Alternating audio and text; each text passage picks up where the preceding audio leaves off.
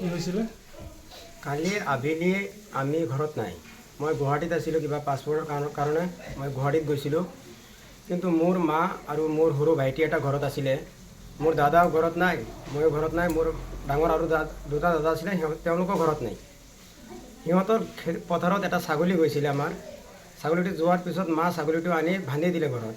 তাৰপিছত সিহঁতে আহি উল্টা পুল্টা বকি আছে, কি কৰি আছে। তথাপিও আমাৰ ঘৰৰ কোনো মানুহে এটা মাতো দিয়া নাই। সিহঁতে আহি মোৰ মাক ঘৰত প্ৰথমতে মোৰ ভাইটিটোক মাৰিলে।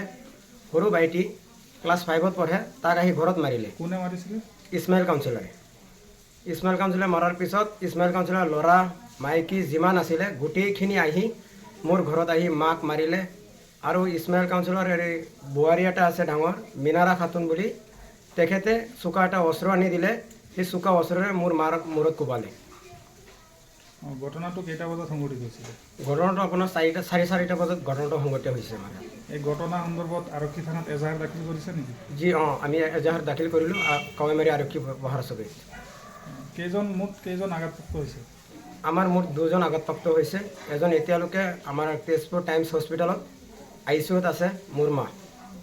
আইনৰ পৰা কি বিচাৰে?